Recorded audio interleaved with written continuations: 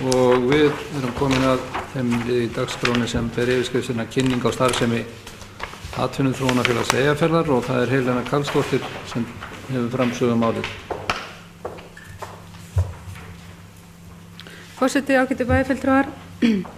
Atvinnuþróunarfélag Eyjafjarðar samstarfsvettvangur sveitarfélaga á sviði atvinnumála í Eyjafirði og byggir starfsemi þess á ákvæðum sveitarstjórnarlaga byggðasamvinnufélög. Aðild að AFE eiga öll sveitarfélögin 8 í Eyjafirði og þá telji Grímsey með Akureyri. Frá Siglufirði í vestri eða Grýtubakkarhreppi í austri. 24.000 íbúar eru á svæðinu.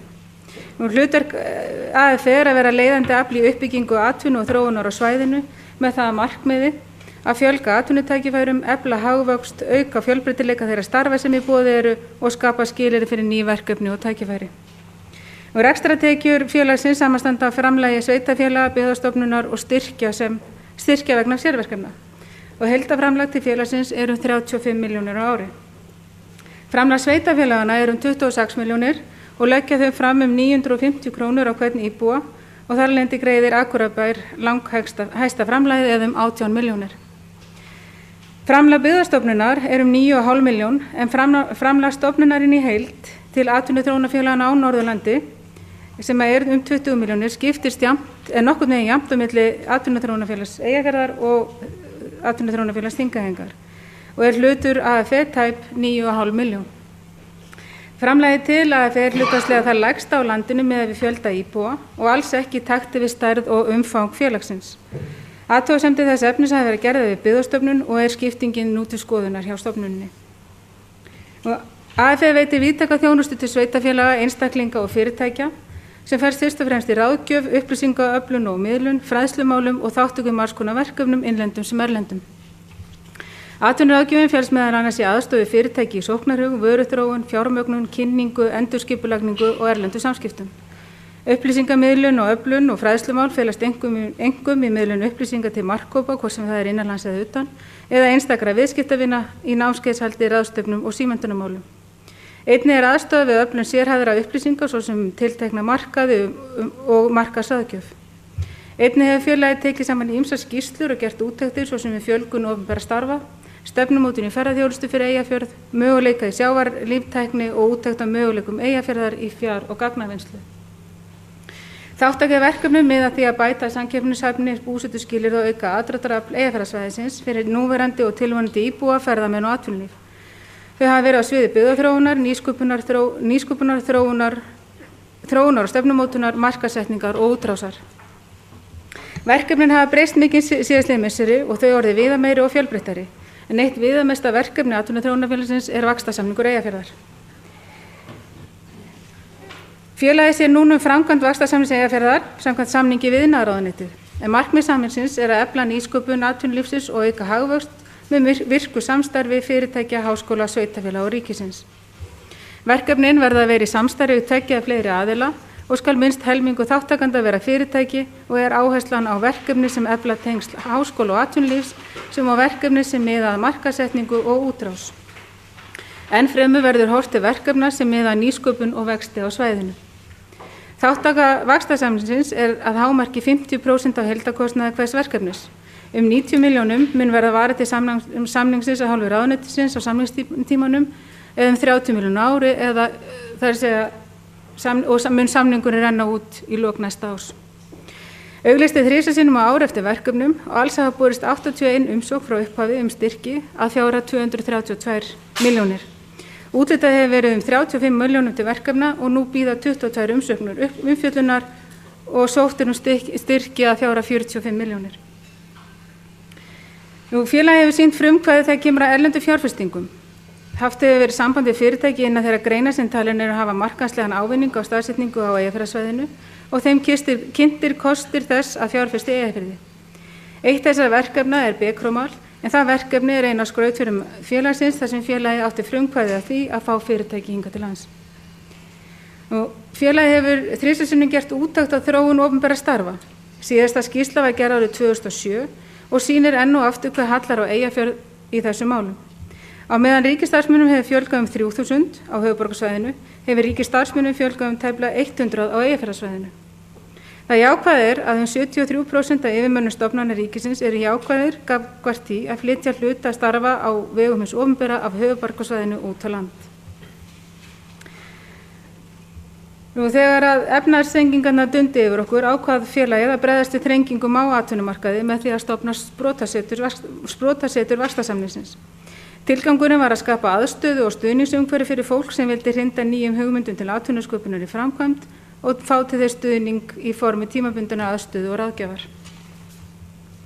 Atvinnuþróunarfélagið hefur tekið þátt í stofnun samráðshóps að kanna arðsemi að beinu millilandaflugi allt árið, en slíkt myndi hafa mjög jákvæð áhrif á atvinnulífið, sérstaklega yfir vetrartímann. Samstarf hefur verið við hafnaryfirvöld í Eyjafirði með því að markaðssetja svæði gagnvart hafnsækinni starfsemi og hefur iðnaðarlóðin á Dysnesi verið til skoðunar. Félagið tengdist Orkeyjarverkefninu frá upphafi og hefur það mestu verið fólkið í forathugun og öflun og framleiðslu hráefnis til lífdíselframleiðslu. Félagið þátttakandi í Evrópuverkefni í samstarfi við RHA, en því ætlað að kortleggja áhrif þekkingar og atvinnuuppbyggingu og hvernig þekking flyst á milli fyrirtækja og svæða. Félagið var stofnað til viðskiptaráðs Northern Forum, en tilgangur samtakanna að standa saman að því að skapa samstarfsskilyrði fyrir fyrirtæki, vera vettvangur fyrir sameiginleg verkefni, skiptast á þekkingu og tækni, auka viðskipti milli aðildarsvæða og skapa fyrirtækjum tækifæri til að þróast á sínum heimabyggðum. Félagið hefur tekið þátt í útrásarverkefni með hollensku fyrirtæki sem heitir IceNet, en að ræða markaðssetningu og sölu á vörum og þjónustu af Evrópumarkað. Og þetta fyrirtæki opið öllum fyrirtækjum á Eyjafjarðarsvæðinu. Síðan hafa önnur verkefni, svo sem hagræðingarverkefni, komið inn á borð félagsins. Eins og ég sagði upp á því þá eru 8 sveitarfélög aðilar að atvinnuþróunarfélaginu og þau sveitarfélög sem hafa átt í mestu samstarfi á undanförnu eru aðalega Akureyrarbær, Grýtubakkarhreppur, Dalvíkurbyggð og Eyjafjarðarsveit. Á Akureyri það samstarf þegar stærri verkefni að ræða, til dæmis eins og með Bekromalverkefnið, verkefni tengt gagnaveru og svo framvegis.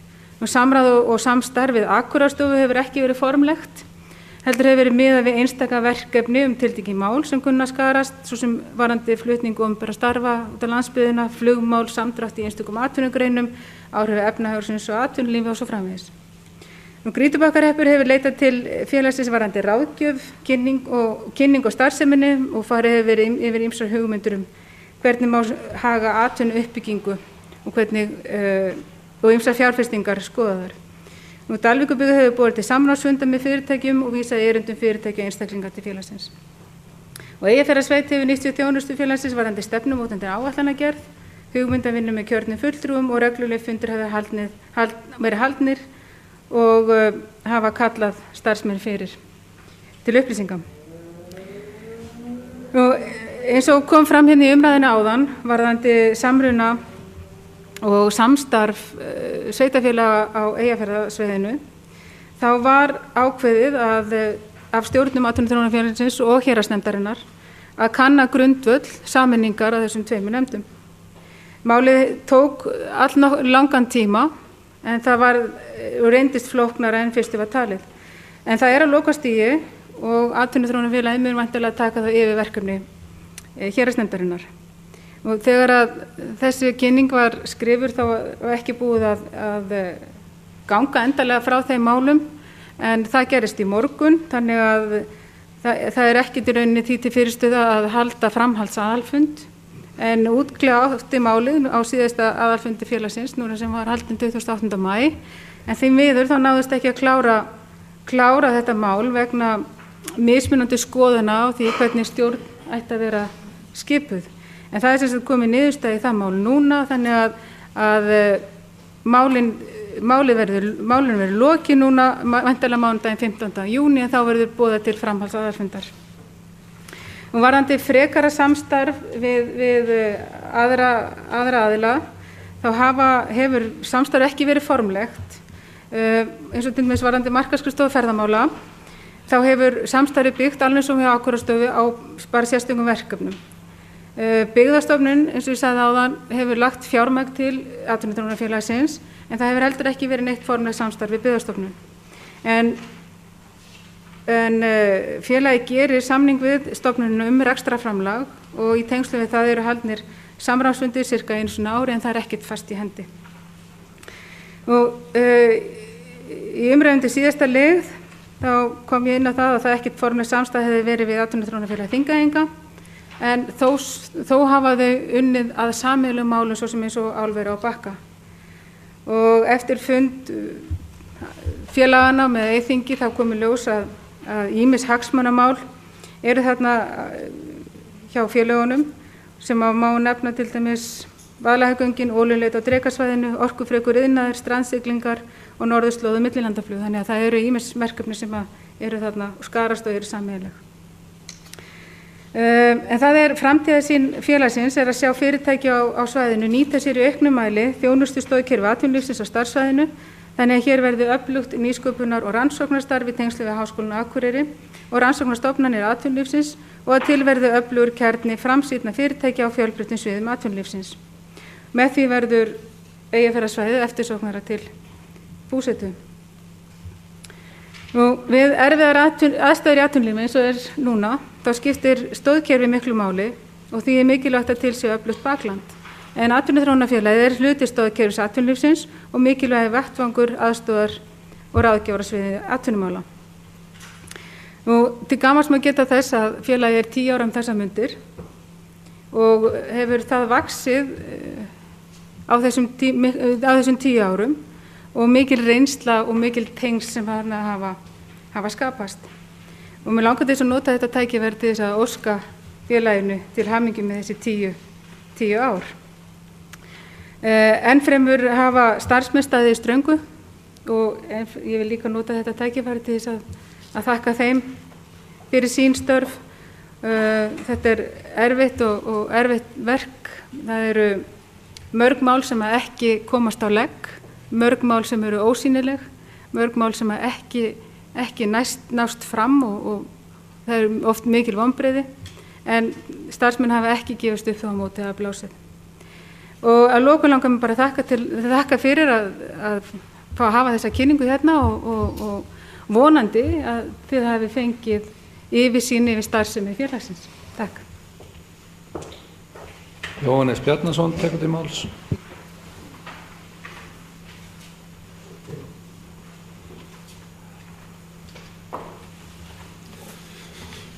Forseti, ágætu bæjarfulltrúar. Ég vil þakka formannum fyrir ágæta yfirferð á störfum Atvinnuþróunarfélags Eyjafjarðar sem að ég tel að hafi skilað afar góðu starfi á liðnum árum og óska félaginu til hamingju með 10 ára afmælið og ætla rétt að vona að það verði framhald á þessu starfi og mikil efling því það hefur líklegast aldrei verið mikilvægara en í dag að hafa öflugt atvinnuþróunarfélag sem leitar atvinnutækifæra fyrir þetta svæði. Og það er auðvitað mjög gleðilegt að sjá og fylgjast með þessu starfi, hvernig þau hafa safnað að sér upplýsingum, tengslum, eins og hér kom fram í skýrslunni. Og ég tel það eitt af brýnustu verkefnum sveitarfélagana sem að þessu koma að efla þetta félag, stækka það, fjölga starfsmönnum og þar af leiðandi auka möguleikann á því að stór atvinnutækifæri og minni flyttist hér til svæðisins. Hér í þessari yfirferð var talið upp fjölmörg atriði sem að eflaust myndu liggi, við skulum bara segja óhreyfð ef ekki hefur komið til þetta starf hjá Atvinnuþróunarfélaginu. Og ég held að þegar við búum við þar aðstæður sem við búum við í þjóðfélaginu í dag, þá eru félög eins og þetta, þau eru einna stæðstu hlekkjónum í því að koma á stað jákvæðri þróun í atvinnumálum aftur. Ég hef reyndar alltaf verið þeirra skoðunar að við hefðum átt að stórefla þetta félag fyrir löngu síðan. Og það er mjög ánægilegt að heyra formanni tala svona fallegum félag því að það voru ekkit öll framboð á því að þetta félag ætti að vera rekið áfram fyrir síðustu kosningar, allavega ekki í þeirri mynd sem það er rekið núna. Og þess vegna ákaflega gleðilegt að það skuli vera svona eining það að þetta haldi áfram og vonandi ber okkur gæfa til þess að styrkja þetta félag árangurinn tala sínu máli og við munum sjá stærsta áfangan í þessu starfi núna í sumar eða haustmánuðum þegar að verksmiðjan í Krossanesi verður sett á stað. Ég myndi gjarnan vilja spyrja formanninn með hvernig það mál kláraðist með stjórnar samsetninguna á aðalfundinum sem sagt voru uppi deilur milli annars vegar Akureyrar og hinna sveitarfélagana samsetningu á stjórn sem að þetta var tilkomið vegna þessara breytinga, þar að segja við vorum að leggja niður héraðsnefndina og taka hana þarna undir atvinnuþróunarfélagið og það var nokkuð djúpstæður ágreiningur hvernig ætti að standa að þessu og ég ætla ekki að leyna því að maður hafði að því verulegar áhyggjur hvernig framhaldi yrði með starfsemina ef ekki fyndist lausn, en það er gott að hún er fundin og félagið getur haldið áfram að starfa án þess að áhyggjur af því. Nú, við höfum séð breytingar miklar á vaxtarsamningnum sem við höfðum fylgst með í nokkur ár, beðið eftir árangrinum af því starfi sem var til staðar, en þegar að við sáum klassana vera farin að skila árangri og það styttist í meiri árangur, þá var þessu kippt út. Ég er ekki að segja að núverandi fyrirkomulag sé alvont, alls ekki. Ég hefði viljað fá það fyrirkomulag samhliða því sem við vorum að gera áður og því miður þá virtist þetta vera þannig að pólitískt ætterni gamla fyrirkomulagsins var bara ekki rétt, þannig að það var bara slegið af og ég veit að það eru margir sem deila þeirri skoðun með mér að það var illa ákvörðun að klippa á það starf. Það var margt talið hér upp í þeim verkefnum sem að félagið er með í bígerð. Það er eitt sem að ég myndi kannski setja framar í upptalningu og jafnvel fá meiri krafti, en það er okkar aðkoma hér á þessu svæði varðandi olíuleit, okkar möguleika á að koma inn í þá þjónustu sem eru mjög miklir. Það er svona minnst á þetta þarna með öðru í lokin, en ég hefði gjarnan viljað fá þetta sem eitt af stærri verkefnum og veit að félagið er að vinna, þeir eru með hóp í gangi sem er að vinna þessu málum og ég efast ekki að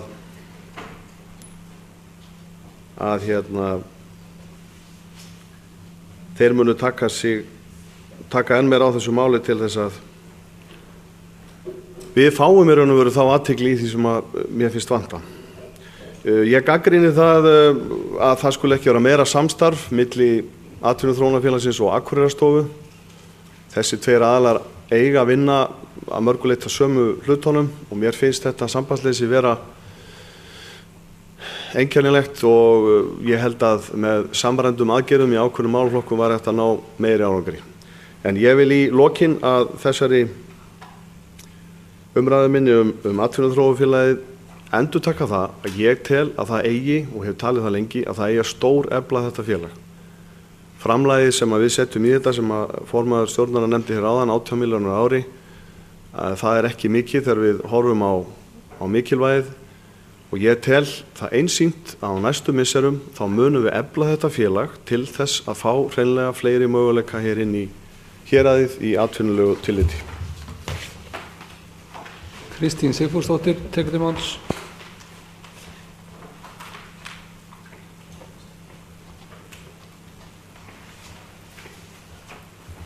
Já, forseti, góðu bæjarfulltrúar. Ég þakka Helenu Karlsdóttur bæjarfulltrúa fyrir þessa yfirferð á Atvinnuþróunarfélaginu. Þetta er auðvitað skylt þessum málefnum sem við vorum að ræða sem Eyþing fjallar og þetta er afar brýnt að við tökum upp þessa umræðu hvernig þessi skörun verður oft á málum. Og ég var að hugsa við líst nú vel á það náist sátt það að sameina héraðsnefndina og Atvinnuþróunarfélagið. En ég sé það að hér er til dæmis Atvinnuþróunarfélagið er ekki formlegt samráð við markaðsskrifstofu ferðamála á Norðurlandi. Er nú ekki tími til komin að taka upp eitthvað formlegt samstarf?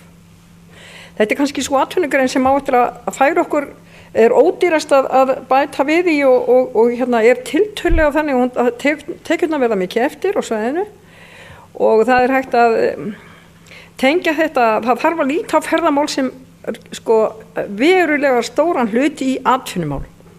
Þetta er ekki bara eins og einhvers konar auka búgrein.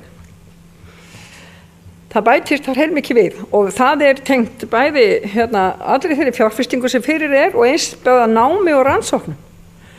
Og ég til dæmis að atvinnuþróunarfélagið og atvinnuþróunarfélögin á Norðurlandi.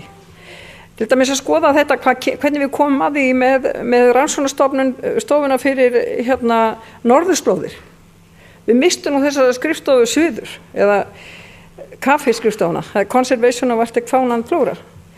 Og ég held að ættum að reyna að byggja hana á eflana bara og komið náinni aftur norður og sækja betur í þetta. Og ég vil til dæmis markaðsetja okkur sérstaklega sem bara höfuðborg norðurslóða á Íslandi náttúrulega. Og þetta hefur auðvitað verið margrætt. En ég held að við getum lagt miklu meira upp úr því að vinna þetta betur. Og þá er líka í samvinnu við Akureyrarstofu.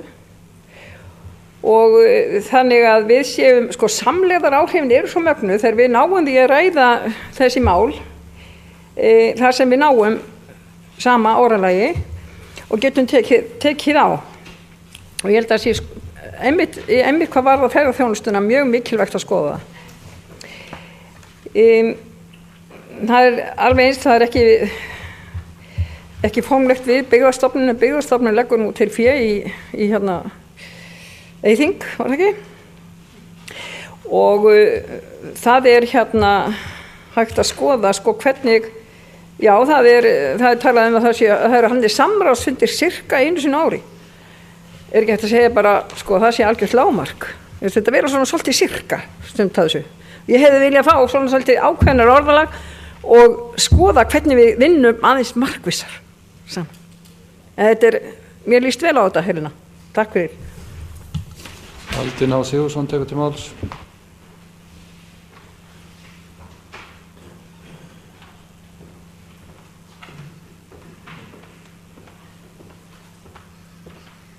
Forseti ágætu bæjarfulltrúar. Ég þakka bæjarfulltrúa Helenu Karlsdóttur fyrir yfirferðina. Núna þegar við sameinuðum héraðsnefndina og atvinnuþróunarfélagið þá hefur atvinnuþróunarfélagið tekið á sig og starfsmenn hennar auknar skyldur og verkefni og munu áfram sem hingað til veita fyrirtækjum, einstaklingum og sveitafélögum hér í Eyjafirði þjónustu og ráðgjöf og hvetja einstaklinga og fyrirtæki til sóknar ásamt því að leita eftir nýjum möguleikum til að byggja upp atvinnurekstur, þjónustustörf og styrkja það sem fyrir er. Framlög sveitafélöganna eru 26 milljónir og þar af eru framlag Akureyrarbæjar 18 milljónir. Og því finnst mér nú sjálfsagt og lýðræðislegast að Akureyrarbæjar hafi þar af leiðandi mest vægi í stjórn atvinnuþróunarfélagsins og vægi slíks félags enn mikilvægar á krepputíma þegar bakslag er á vinnumarkaði og þörf á nýjum tækifærum. Nú, atvinnuþróunarfélagi Eyjafjarðar hefur staðið sér óheimil vel og skipt sér að ótrúlegustu hlutum. Nú, ég er nú sammála því sem fram hefur komið að það mætti vera nánara samstarf milli Akureyrarstofu og atvinnuþróunarfélagsins en þó ber þess að geta að Akureyrarstofa er náttúrulega fyrst og fremst að berjast fyrir Akureyri en félagið heild eftir þetta best sjálfsögðu fyrir Eyjafirði öllu en samtals er þetta náttúrulega sama fyrirbærið og í atvinnulegu tilliti og einnig að við hugsum ferðaþjónustu sem væntanlega verður svo vaxtarbroddur nýsköpunar í atvinnulífi á næstu árum sem kemur til með að hleypa okkur yfir erfiðasta hjallan á þessum erfiðu afborgunum af lánum sem við erum að taka og þurfum að taka á næstunni, þar sem ferðaþjónustan skapar svo mikið af ódýrum gjaldeyri sem við þurfum nauðsynlega á að halda, og því okkur lífsnauðsynlegt að efla þann iðnað sem ferðaþjónustan er á allan hátt, og sérstaklega að reyna að beina til okkar svokölluðum skammdegisferðamönnum sem nóg er af og ferðast, og búið er að kortleggja hvar er að finna. Við þurfum bara að hafa eitthvað þeim að bjóða, og þá sé ég nú fyrir mér að við getum á næstu árum og áratugum skapað jafnvel 10-15.000 ný störf hér á Norðurlandi. Takk fyrir. Þá tekur til máls Elín Margrét Hallgrímsdóttir. Forseti, góðir bæjarfulltrúar, ég þakka fyrir þessa ágæti yfirferð hjá formanni Atvinnuþróunarfélagsins. Mér langar aðeins að bregðast við þessu varðandi, hvað skal segja, samstarfsleysi Akureyrarstofu og Atvinnuþróunarfélagsins. Raunin svo að það mjög gott samstarf þarna á milli. Bæði starfsmenn og við formenn, vill svo til að formaður Atvinnuþróunarfélagsins á sæti í stjórn Akureyrarstofu, og við höfum átt ágæti samstarf þó að kannski ekki verið með kannski nægilega formlegum hætti. Þetta það eitthvað sem maður má ætti bæta úr. Hins vegar samstarfið mjög gott og þar hefur verið unnið mjög vel saman, og eins með markaðsskrifstofu ferðamála sem nú bara til húsa alveg á sama stað og Atvinnuþróunarfélagið. Þannig þetta hefur skilað okkur miklum árangri nú í vetur með gríðarlegu fjölda ferðamanna, og þar sem hefur verið mjög markvisst unnið að því að kynna Akureyri og sem ferðamannastaði yfir veturinn, og sem hefur skilað okkur, eins og við vitum, miklu fjölda ferðamanna hingað í vetur. Síðan unnið að til dæmis í samstarfi við Iceland Express að heilsársflugi hingað til Akureyrar, en eins og við vitum svona atvinnuþróun, þetta langhlaup, hlutinni gerast kannski hægt eins og bekrumal. Ég heyri það til dæmis í gær að það hefði verið fyrrverandi formaður Atvinnuþróunarfélags, Hólmar Svansson, sem hefði byrjað það verkefni fyrir mörgum árum síðan.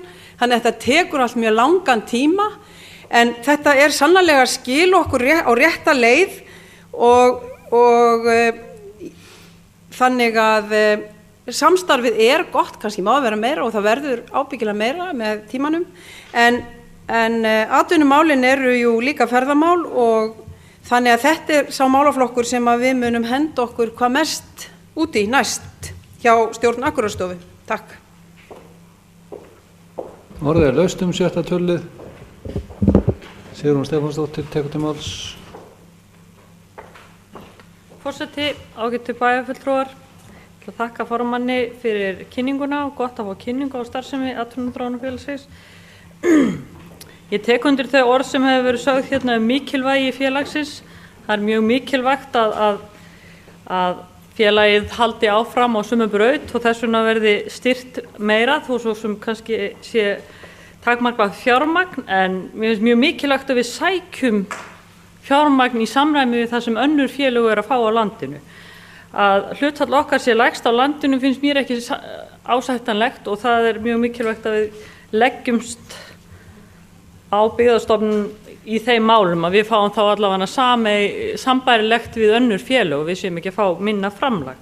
Mér finnst líka ánægjulegt að heyra að það sé búið að landa hérna ágreiningum sem var á stjórnarfundinum, og formaður mun líklega upplýsa okkur það hér á eftir, því að auðvitað mjög mikilvægt að það sé svona þokkaleg sátt innan stjórnarinnar og það hvernig eigi að skipta völdunum og þess háttar. En Atvinnuþróunarfélagið hefur lagt mjög góðan skerf inn í þetta samfélag, og líka á tækifæri til þess að byggja upp mynd og bæta ímynd svæðisins alls.